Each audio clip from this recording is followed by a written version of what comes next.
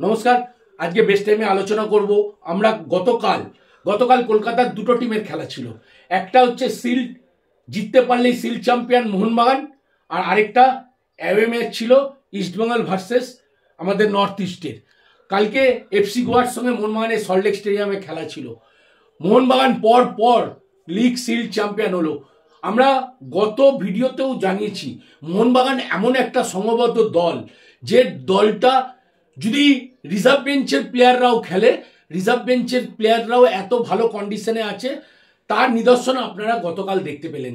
মোহনবাগান ক্লাবের গোলকিপার থেকে আরম্ভ করে প্রতিটা সেক্টরে কালকে অনেক জুনিয়র প্লেয়ার খেলেছে।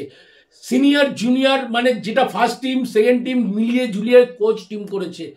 আজকে বিশাল কাহিত এত দিন ধরে খেলে আসছে, কালকে লাস্ট খেলা ওকে রিজার্ভ বেঞ্চে বসিয়ে নতুন গোলকিপার দিয়েছে। আজকে আপনারা দেখতে পারলেন আজকে কোচের কতটা কনফিডেন্স প্লেয়ারদের প্রতি। এটাই তো একটা আইএসএল এর মতো টিম, আইএসএল এর মতো খেলা, আইএসএল এর মতো বড় মঞ্চেও খেলতে গেলে যেভাবে একটা মানসিকতা নিয়ে কোচকে কাজ করতে হয়, তার সাপোর্ট স্টাফদের কাজ করতে হয়, এটা অন্যান্য টিমকে চোখে আঙুল দিয়ে দেখিয়ে দেওয়ার মতো। আমরা স্পোর্টস চ্যানেল, আমরা ফুটবলের স্বার্থে, ফুটবল ভালোবাসার জন্য আমরা নিরপেক্ষভাবে কাজ করব। আমরা সবসময় ইউটিউবের মাধ্যম দিয়ে আমরা কোনো কাউকে না, আমরা বলবো বাংলার ফুটবলের ভবিষ্যতের কথা বলবো। আমরা বাংলার ফুটবল কেন এগাচ্ছে না, বাংলার ফুটবলে কি প্রয়োজন আছে, সেই দিকটা আমরা তুলে ধরার চেষ্টা করব। কারণ কালকে যে কটা ছেলে খেললো, কালকে মোহনবাগানের ওই যে কটা ছেলে খেললো, দুর্দান্ত ফুটবল খেলেছে। দুর্দান্ত ফুটবল খেলে এফসি গোয়াকে 2 গোলে হারিয়ে শিল্ড চ্যাম্পিয়ন হলো। পরপর দুবার শিল্ড চ্যাম্পিয়ন হওয়ার নজির গড়ল এই মোহনবাগান সুপার জায়েন্ট। আমরা মোহনবাগানকে হার্দিক অভিনন্দন, শুভেচ্ছা ও ভালোবাসা জানাচ্ছি। আমরা প্রথম থেকেই বলে এসেছি এই টিমটা 100% ফিট।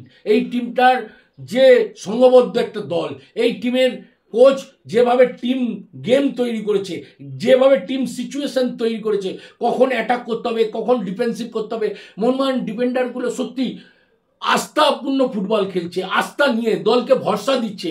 লাস্ট ডিফেন্স হচ্ছে পুরো টিমটাকে অপারেট করে, লাস্ট ডিফেন্স যেভাবে খেলছে সত্যি চোখে ভালো লাগার মতো। কালকে একটা অকাল হোলি হয়ে গেল, একটা দিওয়ালির রাত হলো, আবার হলো, গতকাল আবার হলো। কালকে নারী দিবসের দিন কানায় কানায় মোহনবাগান সাপোর্টাররা ভরিয়ে দিয়েছিল যে মোহনবাগানের জয় দিয়ে যাতে মোহনবাগানের সিজনটা শেষ হয়।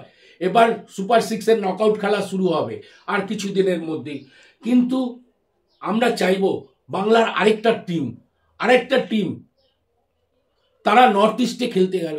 নর্থ ইস্টে খেলতে গিয়ে যারা চান্স এতদিন পেয়েছে, কিছু টাইম পেয়েছে, কিছু টাইম পায়নি। হ্যাঁ, ফার্স্ট হাফটা ভালো ফাইট দিচ্ছিল, কিন্তু সেকেন্ড হাফ পুরো হারিয়ে গেল। সেকেন্ড হাফ নিজেদেরকে আর ধরে রাখতে পারলো না। কালকে 4-0 গোলে পরাস্ত হলো নর্থ ইস্টের কাছে। আমাদের যেসব ছেলেরা, তাদেরকে ওয়েট করতে হবে, সুযোগের জন্য ওয়েট করতে হবে। সুযোগ সবসময় আসে না, যেইটুকানি সুযোগ পাবে তাকে সেইটুকানি সুযোগ কাজে লাগাতে হবে। কালকের খেলাটা কিছু প্লেয়ারকে দেখলাম যে এতদিন টিমের সঙ্গে রয়েছে, পুরো ম্যাচ টেম্পারমেন্ট নেই, তার পেশিতে টান ধরে যাচ্ছে। এইটা কি? এতদিন তুমি কোনো ম্যাচ খেলোনি, সেখানে তোমাকে খেলবার সুযোগ দেওয়া হয়েছে। অনেক প্লেয়ার খেলছে না, যেসব জুনিয়র ছেলেগুলো খেললো।